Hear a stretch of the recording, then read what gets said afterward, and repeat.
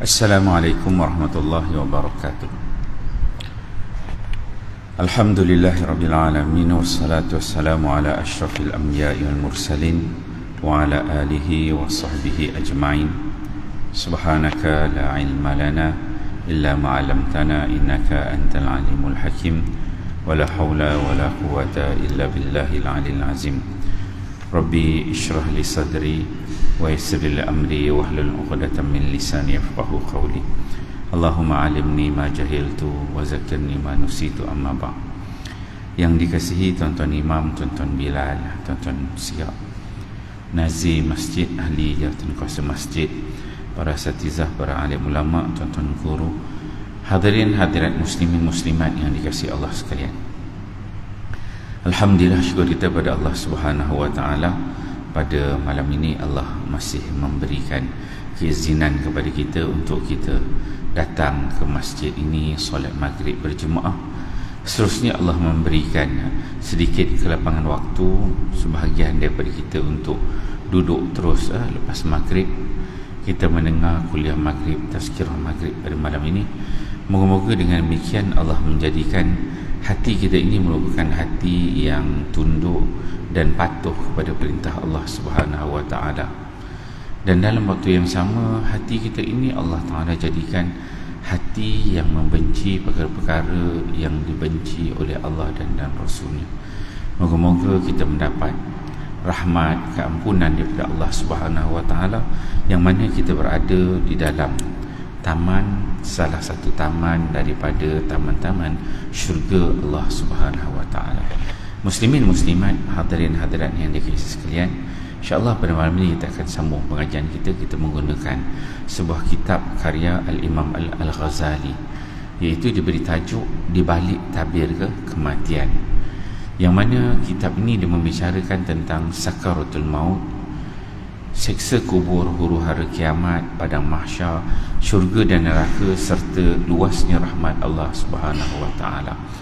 Jika tuan-tuan membelik kitab yang disebut sebagai Ihya Ulumuddin, satu kitab yang cukup glamour, famous dalam kalangan orang Melayu kita, berbelas-belas jilid, Ihya Ulumuddin, maka bab yang terakhir daripada kitab Ihya itulah yang disadur dan dijadikan satu kitab oleh Imam Al-Ghazali, iaitu diletak tajuk Di Balik Tabir Kematian. Tajuk yang terakhir dalam kitab Ihya Ulumuddin, kalau kita tengok dalam kitab Ihya tu diletakkan tajuk yang terakhir ialah Dzikrul Maut wa ma ba'dahu.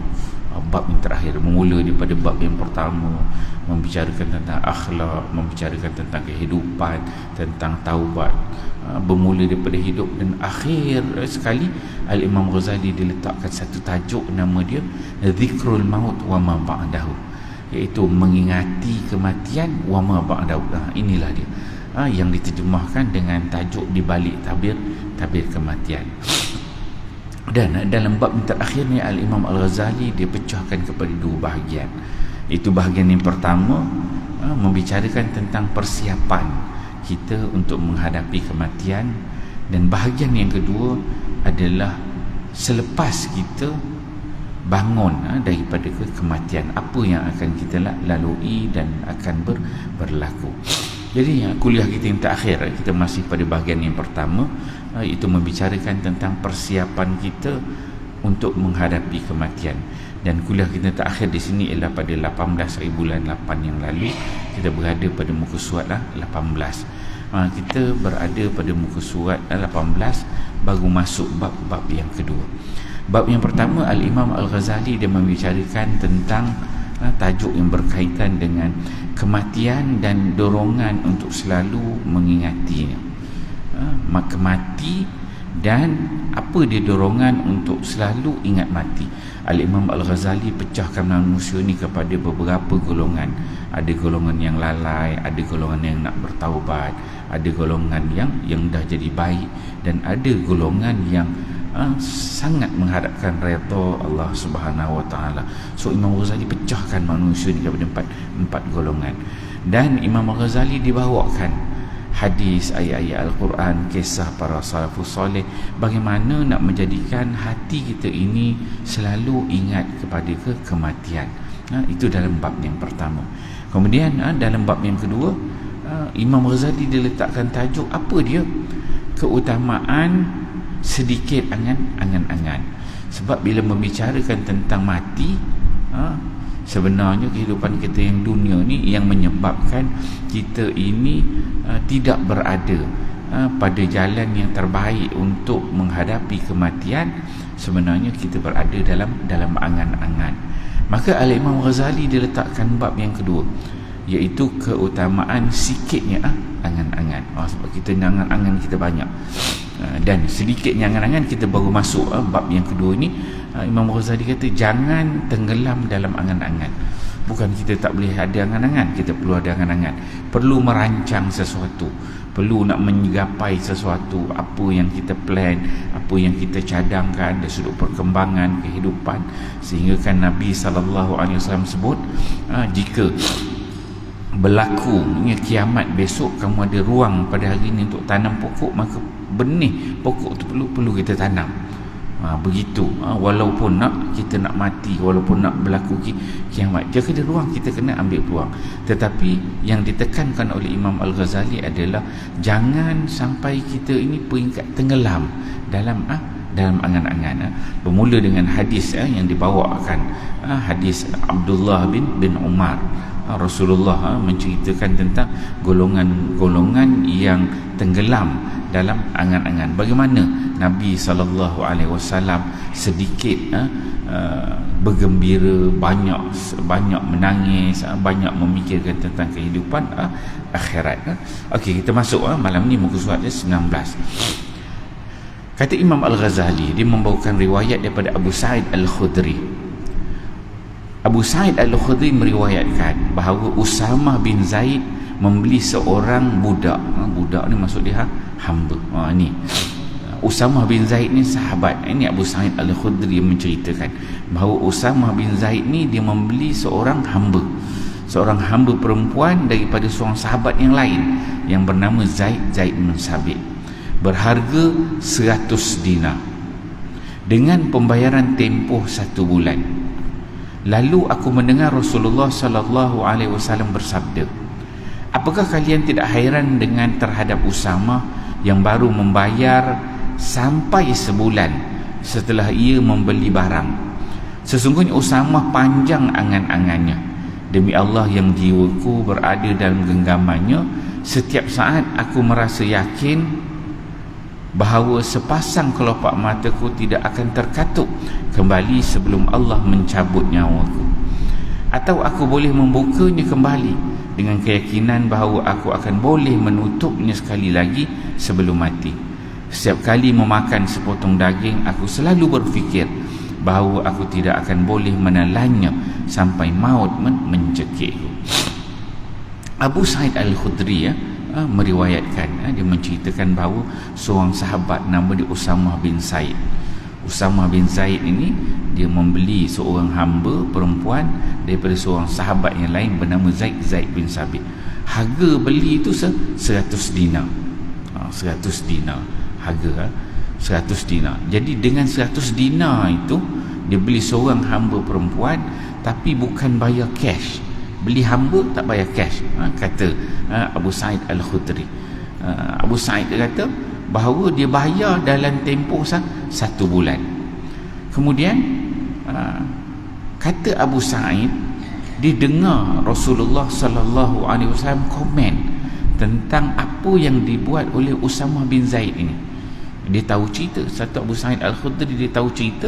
Kemudian daripada kisah itu dia dengar Nabi SAW komen tentang apa yang dibuat oleh Usamah bin Zaid.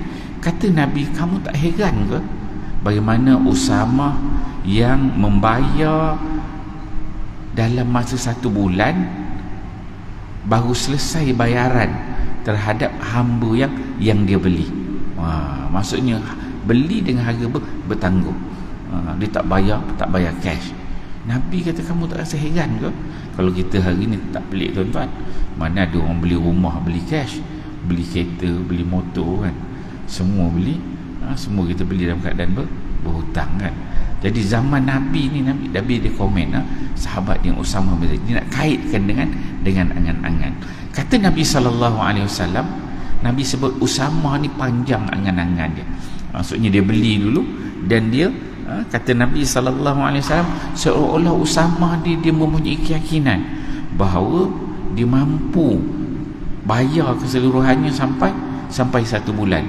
Sedangkan sebenarnya dia tak tahu umur dia Allah Ta'ala nak bagi sampai tak 1 bulan ataupun tak sampai, kan? Bila masa je Allah Ta'ala boleh ambil nyawa dia, nyawa Usamah. Jadi Nabi rasa pelik, yakin betul Usamah ni, dia kata 1 bulan baru dia nak bayar selengkapkan semua, sedangkan dia tak tahu bila masa Allah Subhanahu Wa Ta'ala boleh ambil nyawa kita. Kalau kita hari ni tuan-tuan, kita memanglah biasa beli dalam bentuk yang harga puluh ratus ribu ni, memang kita buat hutang, tapi kita ambil yang Islamic loan lah. Ada dekat situ takaful, biasa ada takaful lah.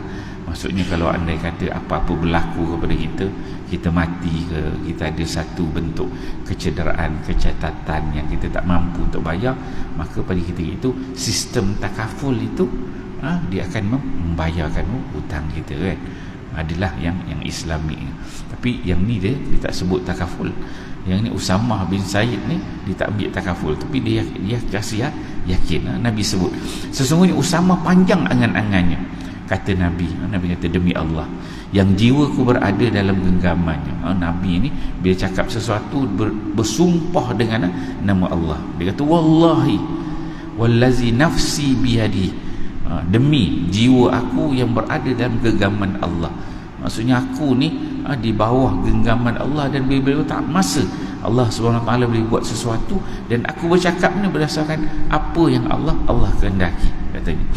Kata Nabi, setiap saat aku merasa yakin bahawa sepasang kelopak mataku tidak akan terkatup kembali sebelum Allah mencabutnya nyawaku.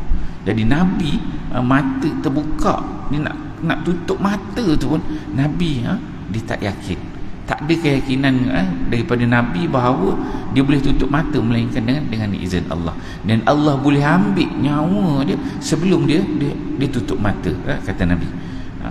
Atau kata Nabi, aku boleh membukanya kembali bila Nabi dah dapat tutup mata, nak buka kembali tu dengan keyakinan bahawa aku boleh menutupnya sekali lagi sebelum datang ke kematian. Nabi kalau mata tu dah tutup, kalau buka nak tutup balik, Nabi pun tak ada keyakinan. Sedangkan Usamah bin Zaid sebulan, dia kata sebulan baru dia bayar. Maka Nabi kata panjang angan-angan Usamah ni. Kemudian Nabi SAW sebut, Nabi kata, setiap kali memakan sepotong roti, aku selalu berfikir bahawa aku tidak akan boleh menelannya sampai maut mendatangi aku. Kalau Nabi makan tu, roti yang dia makan tu, dia akan nak telan tu, dia rasa nak masuk ikut tekak tu, bila masa Allah SWT boleh ambil nyawa dia. Tak semestinya dia dapat makan hingga akhir. Maka semua ni menggambarkan angan-angan yang panjang. Sepatutnya kita kena ingat perkara itu.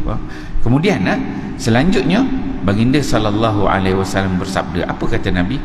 Wahai anak cucu Adam, jika kalian berakal, maka anggaplah diri kalian termasuk orang-orang yang sudah mati. Ini Nabi dia sebut berdasarkan kisah itu. Nabi dia kata, wahai anak cucu Adam, dia kata, kalaulah kita ni ada akal, boleh berfikir sebenarnya, maka anggaplah diri kita ni termasuk orang-orang yang sudah mati. Kalau kita ni ada akal, boleh berfikir dengan baik, maka anggap diri kita ni termasuk orang yang dah mati. Sebab apa dia kata? Kata Nabi, demi Allah yang jiwaku berada dalam genggaman kekuasaannya, sesungguhnya apa yang dijanjikan kepadamu pasti akan datang. Kata Nabi, benda yang dah dijanjikan pasti akan datang. Apa dia? Ajal kita ini Allah Ta'ala dah tentukan. Ada dah tarikh di sisi Allah mati ni, yang namanya si Fulan bin si Fulanah ni, tarikhnya dah ada dah. tarikhnya, masanya, waktunya, saatnya dah ada di sisi Allah. Pasti dia akan datang, dan kamu sekalian tidak akan pernah dapat melepaskan diri. Dengan kematian tak ada orang yang dapat lepas daripada mati. Bila dia dapat hidup, maka dia pasti akan bertemu dengan kematian. Mana ada orang hidup tak mati-mati, kan? Semua orang yang hidup ni kullu nafsin za'iqatul maut. Setiap yang hidup tu dia akan bertemu dengan kematian. Maka itu yang Nabi sebut kan, kalau kita ni cukup berakal, maka kita dah anggap sebenarnya diri kita ni dah mati dah, akan bertemu dengan kematian. Sebab kita tidak boleh lari daripada kematian itu. Kemudian Al-Imam Al-Ghazali dibawakan riwayat daripada Abdullah bin Abbas, anak kepada Abbas ni pak saudara Nabi sallallahu alaihi wasallam. Dia ada anak nama Abdullah, kadang-kadang disebut Ibnu Abbas. Jadi Ibnu Abbas ni dalam kalangan kanak-kanak lah, budak-budak kecil yang duduk rapat berkhidmat dengan Nabi sallallahu alaihi wasallam. Diriwayatkan daripada Abdullah bin Abbas radhiyallahu anhu bahawa Rasulullah sallallahu alaihi wasallam pernah membuang air kecil, lalu baginda melakukan tayamum. Abdullah bin Abbas. Abdullah bin Abbas ni dia sepupulah dengan Nabi. Abbas tu pak saudara. Jadi Abdullah ni ke sepupu. Cuma dia ni sepupu umur kecil. Dan salah seorang mak saudara kepada Al-Abbas ni ialah Maimunah. Maimunah ni isteri kepada Nabi sallallahu alaihi wasallam. Salah seorang isteri Nabi. Jadi Abdullah ni dengan rumah Nabi tu, sebab dia mak saudara, jadi dia keluar masuk mak saudara. Jadi dia tak ada aurat. Keluar masuk sama budak-budak, keluar masuk. Dan Abdullah bin Abbas ni dia merupakan orang yang berkhidmat dengan Nabi sallallahu alaihi wasallam. Sediakan air wuduk Nabi, Nabi nak semayang disediakan air wuduk. Sehingga kan Nabi sallallahu alaihi wasallam mendoakan kepada Al-Abbas ni, Allahumma faqihhu fid din wa 'allimhu at-ta'wil. Pernah satu ketika Al-Abbas ni, Abdullah ni, dia sediakan air wuduk. Kemudian Nabi sallallahu alaihi wasallam dia tanya pada isteri dia, siapa yang buat yang sediakan air ni? Maka isteri Nabi dia kata, ni Abdullah. Dia kata Abdullah bin Abbas. Dia kata, masya-Allah. Maka didoakan, Nabi doakan, Allahumma allimhu al-kitab. Ya Allah, berilah dia ilmu tentang kitab. Dan Nabi peluk, ambil Abdullah bin Abbas tu, letak tangan dekat dada dia, didoakan oleh Nabi sallallahu alaihi wasallam. Antara para sahabat yang ni ahli keluarga Nabi, sepupu dan juga sahabat Nabi, yang mana dia ada kelebihan diberi oleh Allah Subhanahu wa taala. Abdullah ni, salah satu kelebihan yang ada pada dia, dia boleh nampak malaikat Jibril. Dia boleh nampak malaikat Jibril. Pernah satu ketika Abdullah ni dia dengan Al-Abbas ni pergi rumah Nabi. Jadi Abbas pak saudara duduk sembang cakap dengan Nabi gitu. Tiba-tiba Abdullah ni dia tengok, dia macam dia lari ke tepi. Kemudian Al-Abbas ni dia cakap dia, ya Rasul, dia kata, ya Rasulullah, kau tengok anak aku dia dah keluar budak-budak dia. Kemudian Abbas ni dia tanyalah Abdullah, kenapa kamu nampak macam tak selesa? Dia kata aku nampak seseorang bercakap, bersembang dengan Nabi sallallahu alaihi wasallam. Kemudian Al-Abbas ni dia tengok tak ada orang. Jadi dia cakap, tanya Nabi, ya Rasulullah, itu betulkah ada orang bersembang dengan kau? Anak aku, dia kata. Abdullah dia kata ada, dia kata. Lepas itu Nabi dia tengok dekat Abdullah, ya Abdullah, kau nampak ke siapa yang datang yang bersembang aku? Kata Abdullah, dia kata dia nampak. Lepas itu Nabi kata itu adalah Jibril. Hebatnya Abdullah bin Abbas, dia boleh nampak Jibril. Adalah beberapa kisah. Kata dalam riwayat Abdullah bin Abbas dia kata, Jibril ni aku nampak dia 2 kali. Sebab Jibril ni selalu datang bawa wahyu pada Nabi SAW. Tu naik. Aku nampak Jibril ni 2 kali. Yang betul-betul dia nampak.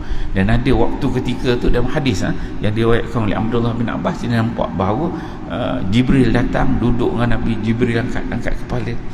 Dan Jibril ni kalau dia datang dalam keadaan dia menyerupai manusia, dia akan menyerupai salah seorang sahabat yang namanya Dihyah Al-Kalbi.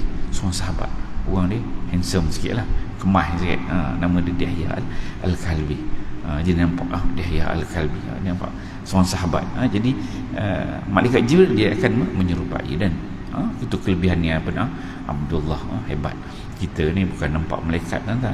Kita ni nampak maksiat. Maksiat, macam-macam maksiat kita nampak ya. Ini standard Abdullah bin Abbas ni, standard nampak malaikat ni.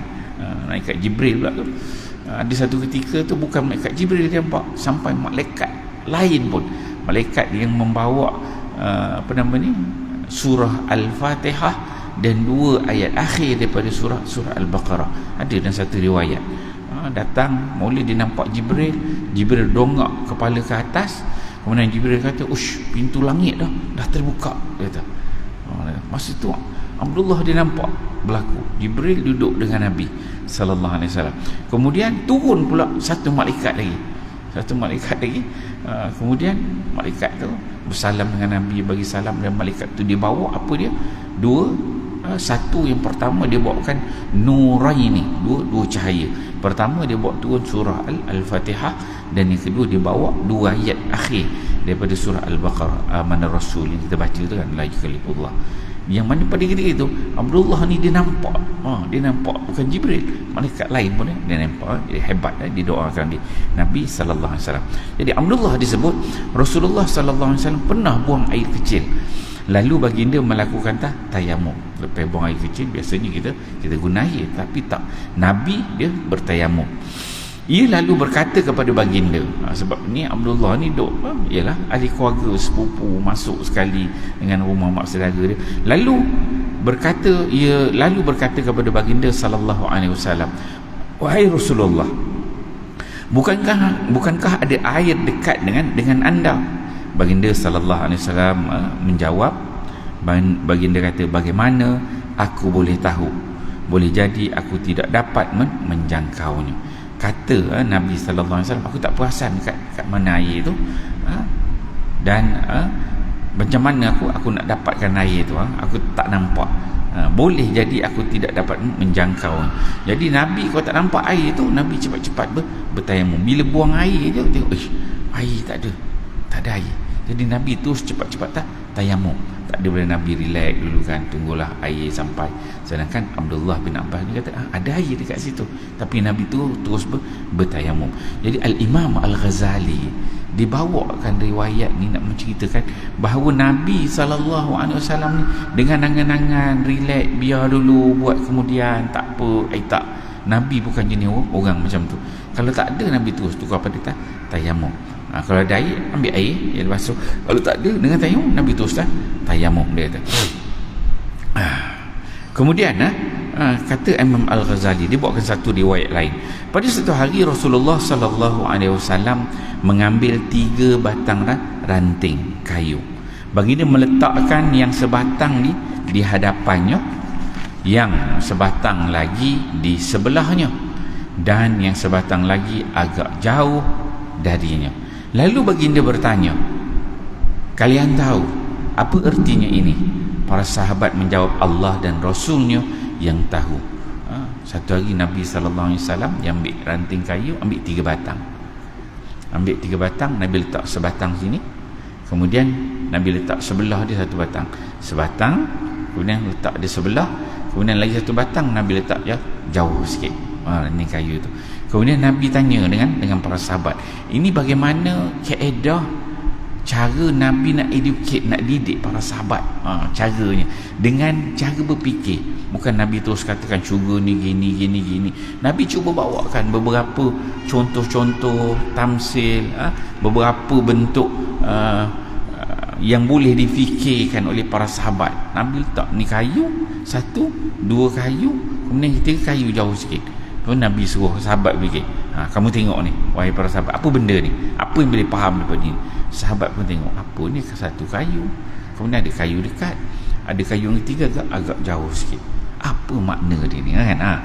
Nabi nak tarik, pay attention, nak supaya para sahabat itu dia memberikan perhatian, memberikan konsentrasi apa yang nak disampaikan oleh Nabi sallallahu alaihi wasallam. Nabi boleh je cakap terus cerita gini tak.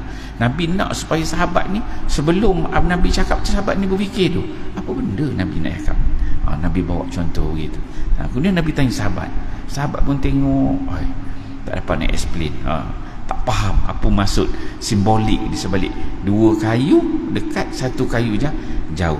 Maka sabda Nabi sallallahu alaihi wasallam, kata Nabi, yang ini adalah manusia. So kayu yang pertama tu, kata Nabi, itu adalah manusia. Yang ini adalah ajalnya. Manusia, kayu pertama, sebelahnya kata Nabi ialah ajal dia. Kemudian, dan yang itu, 1 kayu yang jauh itu adalah angan-angan yang selalu dikejar-kejar oleh manusia. Jadi manusia sebelah di ajal, yang jauh sikit tu adalah angan-angan. Jadi manusia ni, kata Nabi sallallahu alaihi wasallam, dia mengejar angan-angan dia. Sedangkan dia nak sampai pada angan-angan dia tu, dia akan bertemu dengan ajal dulu. Sebab ajal sebelah dia. Nak pergi sampai pada angan-angan tu, bertemu dengan ajal dulu, kata Nabi sallallahu alaihi wasallam. Dia kata, akan tetapi ajal terlebih dahulu menjemputnya sebelum tercapai angan-angannya. Ayalah, dia manusia sebelah tu ajal, jauh sikit angan-angan. Jadi bila dia nak sampai pada angan-angan tu, dia akan bertemu dengan ajal dia dulu. Nak memberikan gambaran kepada kita bahawa ajal ini sangat dekat dengan kita. Kalau kita mempunyai angan-angan yang terlalu tinggi, yang terlalu banyak, dan kita tenggelam dalam angan-angan kita itu, maka kita akan menjadi orang yang rugi. Sepatutnya kita berkira-kira dengan angan-angan yang kita angankan.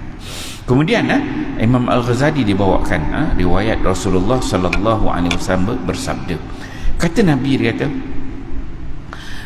Musila bin Adam wa ila jambihi 99 maniyatan in akhta'athul manaya waqa'a fil harami.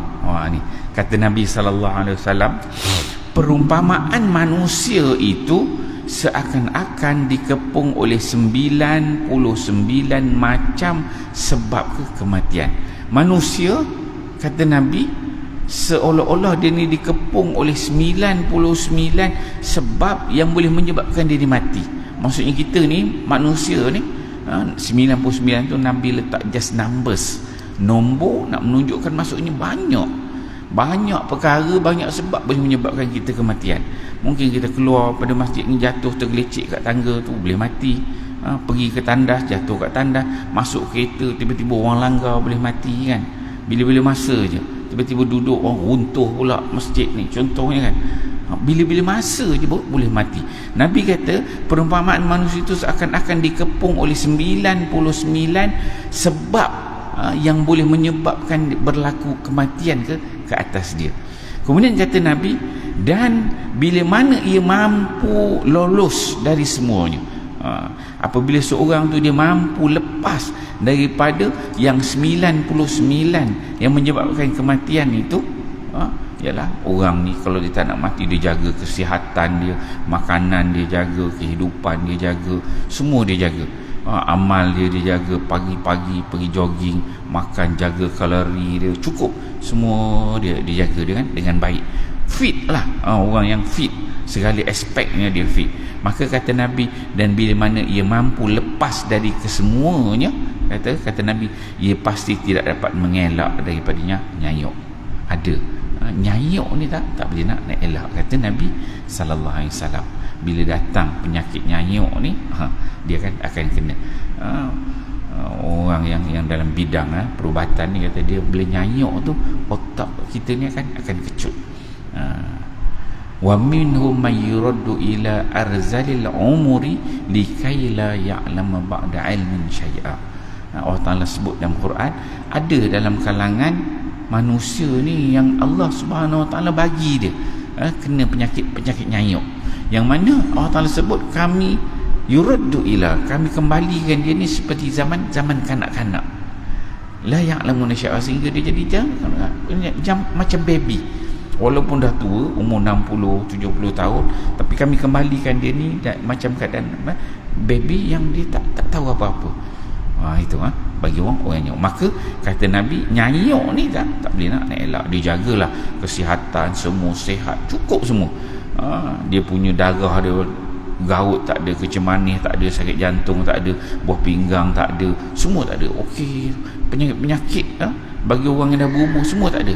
Tiba-tiba datang nyayuk, dia tak boleh nak lari, kata Nabi sallallahu alaihi wasallam. Okey.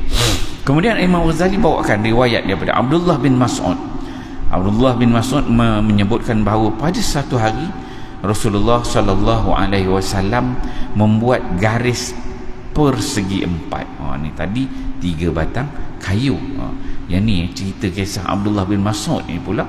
Abdullah bin Mas'ud disebut satu hari Nabi dibuat garis segi 4. Segi 4, Nabi buat segi 4 garis, buat 1, 2, 3, 4, segi 4. Kemudian baginda sallallahu alaihi wasallam menarik garis pada pusatnya. Dia tarik garis bawa ke tengah-tengah itu, lalu menarik garis-garis lain pada sisinya. Yang lain letak segi 4, ada satu titik kat tengah, kat pusat dia. Kemudian ambil garis-garis lain, dia tarik ke tengah itu, dan menarik sebuah garis lain di luarnya. Baginda bersabda, kata Nabi sallallahu alaihi wasallam, kamu tahu apa ini? Ni skill yang sama Nabi nak ajar sahabat. Tadi kayu ni Nabi letak buat 4 segi, buat garis gini. Para sahabat pun tengok, apalah Nabi nak bagi, nak ajar kita, nak bagi kita faham apa dia. Buat garis gini, buat 4 segi, ada kat tengah satu garis, kemudian ada garis di tepi-tepi dia. Kata. Kemudian para sahabat menjawab, Allah dan Rasulnya yang tahu. Sambil menunjukkan garis yang ada di tengah-tengah, Nabi tunjuk 4 segi, ada garis tepi dia, kemudian ada garis dekat tengah-tengah dia. Kemudian sambil menunjuk kepada garis yang ada di tengah-tengah, baginda bersabda, kata Nabi sallallahu alaihi wasallam, ini adalah manusia. Kan Nabi buatkan gambaran manusia berada di tengah-tengah segi 4. Setengah buat segi 4, letak satu garis. Ini manusia, kata Nabi sallallahu alaihi wasallam. Ini adalah manusia dan ini adalah ajal yang mengelilingi. Letak satu garis manusia, kemudian keliling dia Nabi letak garis segi 4. Ini adalah ajal yang mengelilingi manusia itu. Kemudian sambil menunjuk pada garis-garis yang mengitari, baginda bersabda, dan ini adalah peristiwa-peristiwa yang mengancam. Letak garis tepi itu adalah peristiwa-peristiwa yang mengancam bolehnya berlaku kematian tersebut. Maka kata Nabi, jika dilepas daripada satu garis itu, satu ujian, satu ancaman yang boleh dilepas, ia akan terkena oleh ancaman yang lain. Dan garis di luar tu, kat luar tu Nabi letak juga garis, dan garis di luar ini adalah angan-angan. Kata Nabi sallallahu alaihi wasallam, Nabi nak berikan gambaran bahawa manusia yang ada di tengah-tengah segi 4 itu dikelilingi dengan pelbagai bentuk ancaman, pelbagai bentuk ujian, pelbagai bentuk dugaan yang Allah berikan, yang mana apa yang diangan-angankan semua itu berada di luar garisan tersebut. Ini disebut dalam hadis riwayat Bukhari. Kemudian Imam Ghazali dibawakan riwayat daripada Anas. Anas berkata, Anas dia juga salah seorang orang kanan Nabi, jenis budak-budak yang khidmat dengan Nabi. Anas berkata, Rasulullah sallallahu alaihi wasallam bersabda, kata Nabi, anak cucu Adam itu boleh menjadi nyayuk, dan ada 2 hal yang menyertainya, yakni keserakahan dan angan-angan. Kata Anas, dia dengar Nabi sebut, Nabi kata anak cucu Adam ni, kita lah semua ni, boleh jadi nyayuk. Dan ada dua hal yang menyertainya. Bila nyayuk tu ada dua yang bersama dengan nyayuk tu. Apa? Iaitu tamak dan juga angan-angan. Tamak dan juga angan-angan tu dia boleh. Sampai peringkat nyayuk pun dia akan ada sifat tamak dan juga angan-angan, kata Nabi sallallahu alaihi wasallam. Ini disebut dalam hadis riwayat Muslim, betapa berbahayanya. Sampai peringkat nyayuk pun dia boleh membawa kepada sifat tamak, serakah dan juga sifat angan-angan. Kemudian dalam riwayat lain disebutkan, dan ada dua hal bersamanya yang tetap muda. Dan ada dua hal yang bersamanya yang tetap muda, iaitu keserakahan terhadap harta dan keserakahan terhadap usia. Maksudnya bagi orang yang dah berumur ni, umur dia semakin panjang, 50, 60, 70, 80, 90, umur dia akan bertambah. Semakin pendek lah umur, nombornya semakin panjang, tapi sebenarnya umur dia semakin pendek. Walaupun umurnya dah semakin pendek, semakin hampir kepada kematian, kata Nabi sallallahu alaihi wasallam, dia kata ada dua hal bersamanya yang tetap muda. Walaupun dah berumur 60, 70, 80, walaupun umur tu nampak dah slow kan, tapi ada yang muda juga yang tak berubah asalnya. Tu kita mana asal.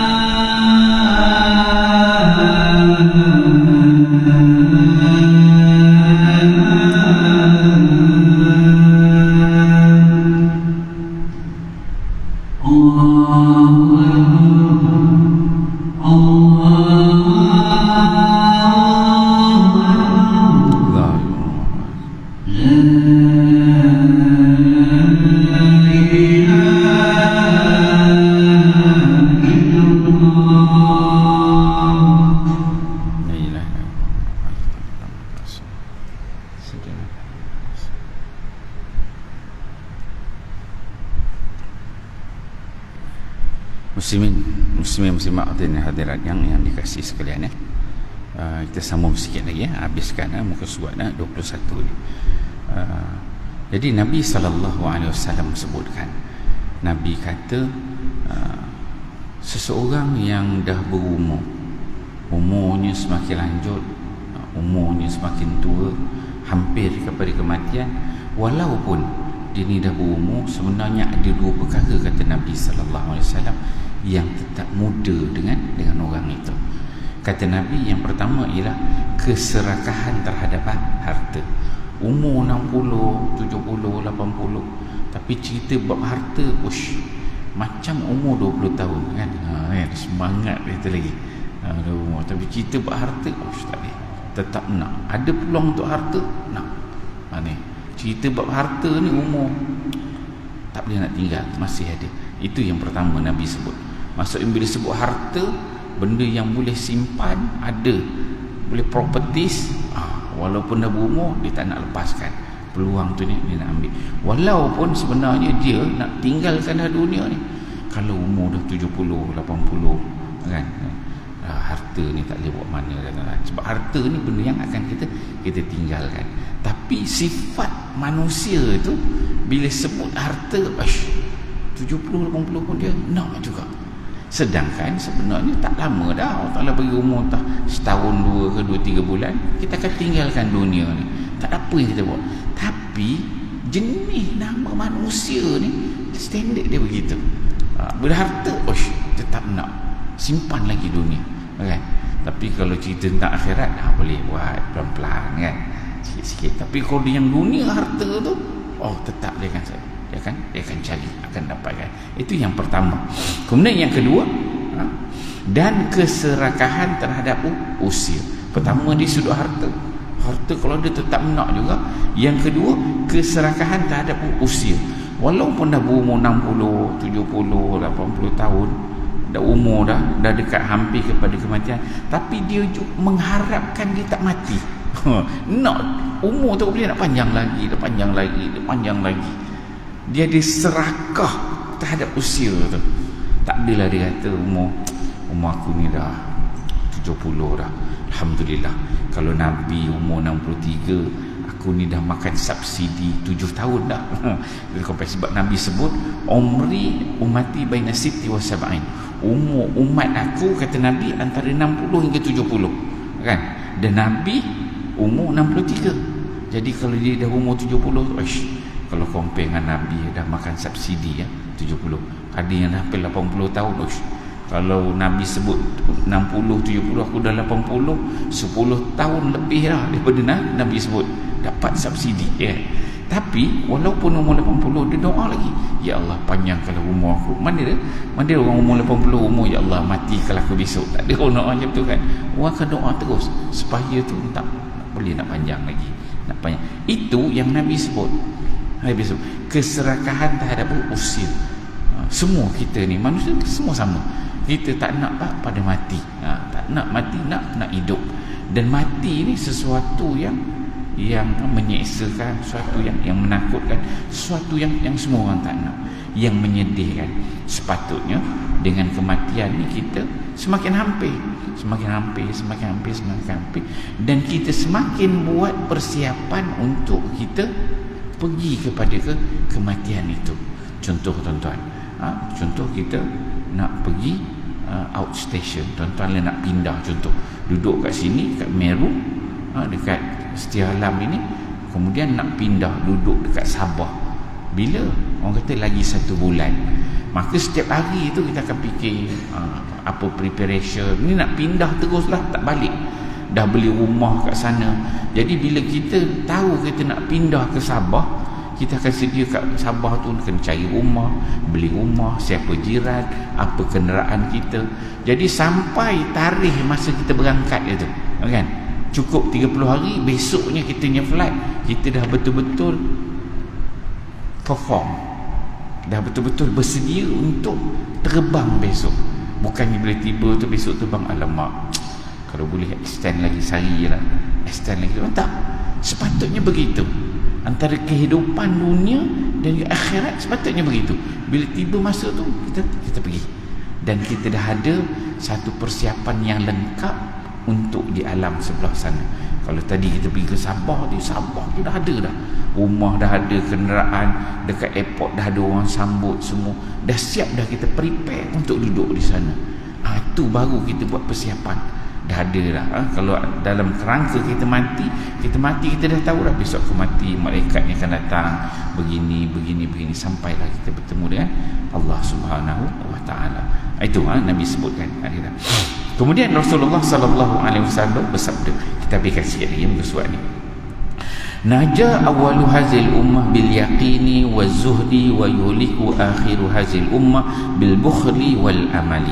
Kata Nabi, golongan pertama dari umat ini selamat kerana keyakinan dan zuhud, dan golongan terakhir dari umat ini binasa kerana kikir, kedekut dan juga angan-angan. Kata Nabi sallallahu alaihi wasallam, golongan yang pertama dari umat Nabi Muhammad sallallahu alaihi wasallam ni yang selamat dekat akhirat nanti bila dia mati selamat. Kalau kita ni lah golongan yang pertama selamat. Yang jenis macam mana? Kita ni yakin apa? Yakin hidup ni sementara, akhirat tu kita pasti akan mati, kan? Kita ada yakin. Bila kita yakin tu kita sentiasa bersedia, yakin, kita tak kisah sangat dunia, sebab kita yakin hidup aku ni sementara je. Kata Nabi, ni golongan pertama sama, dia ada yakin, kemudian dia ada sifat-sifat zuhud. Zuhud ni bukan masuk pakaian compang camping kotor, tak. Zuhud ni maksudnya dia bersyukur dengan apa yang Allah Ta'ala dah beri pada dia, dia redha dengan apa Allah Ta'ala dah tentukan pada dia. Kalau kehidupan dia banyak ini alhamdulillah. Kalau Allah Ta'ala beri lebih, alhamdulillah. Kalau Allah Ta'ala bagi kurang pun alhamdulillah. Allah Ta'ala beri kekurangan sana sini, alhamdulillah, dia bersyukur. Sebab apa? Dia yakin dan dia cukup dengan apa yang Allah Ta'ala beri, dan dia pasti dia yakin kehidupan di sana tu dia akan bertemu. Ini golongan yang Nabi sebut, golongan yang pertama yang selamat. Ada dua sifat ni. Kemudian Nabi sebut golongan yang terakhir dari umat ini yang binasa, yang rosak umat Nabi Muhammad ini, ialah kerana ada dua. Satu jenis kikir, jenis kerikut. Memang hidupnya seumur dia kerikut. Jenis orang kata tak hidung masin lah, kan? Jenis berkira. Satu. Dan Nabi sebutkan angan-angan, yang banyak angan-angan. Bila kita ni banyak angan-angan dekat dunia ini, dia menyebabkan untuk akhirat tu kita kurang buat persediaan. Yang mana bila datang kematian, ketika itu angan-angan kita berpuluh tak siap lagi. Sedangkan orang lain dah tak ada angan-angan dunia, dia dah bersedia untuk akhirat dia. Okey. Kemudian kita habiskan perengan bawah ni. Dalam sebuah riwayat disebutkan pada satu hari Nabi Isa AS duduk dengan seorang tua yang sedang menggali tanah dan dengan cangkul. Ia berdoa, "Ya Allah, tolong kembalikan angan-angan kepadanya." Seketika orang tua itu meletakkan cangkulnya lalu berbaring. 1 jam kemudian ia berdoa lagi, "Ya Allah, tolong kembalikan angan-angan kepadanya." Seketika orang tua itu bangkit dan meneruskan pekerjaannya. Ketika ditanya oleh Nabi Isa tentang apa yang berlaku, beliau menjawab, "Ketika sedang mencangkul, jiwaku berbisik, berapa lama lagi kamu akan bekerja? Padahal saat ini kamu sudah cukup tua." Itulah sebabnya tadi seketika aku meletakkan cangkulku dan berbaring. Kemudian jiwaku berbisik lagi kepadaku, "Demi Allah, betapapun kamu harus tetap mempertahankan hidup. Itulah sebabnya tadi aku lalu bangkit kembali memegang cangkul." Ini setiap orang ni Allah Ta'ala memang bagi dia akan ada angan-angan, ada mikir nak buat apa, ada merancang. Dan disebutkan ada riwayat Nabi Isa AS ni dia duduk dekat orang tua, nampak orang tua tu tengah cangkul. Orang tua tengok, Nabi Isa tengok, ish, tua dah orang ni, tapi bersemangat lagi, cangkul buat kerja untuk mencari sesuatu untuk dunia. Dia tanam pokok ke apa dia nak buat, berkebun ke, kan. Jadi misalnya dah tua ni duk sibuk lagi macam-macam.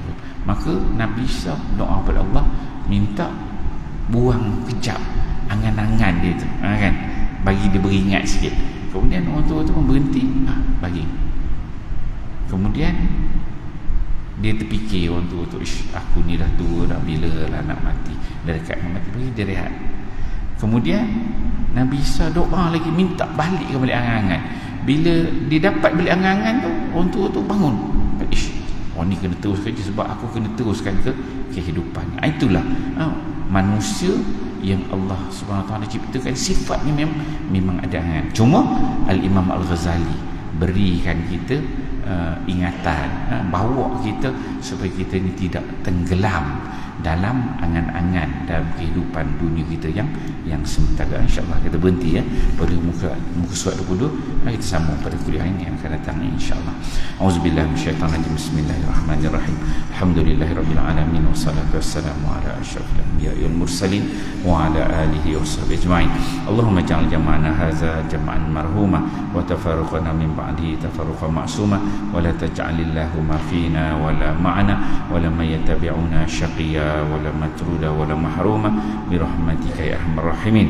ربنا اتنا في الدنيا حسنه وفي الاخره حسنه وقنا عذاب النار. وصلى الله على سيدنا محمد وعلى اله وصحبه وسلم. الحمد لله رب العالمين. السلام عليكم ورحمه الله وبركاته. الله أكبر.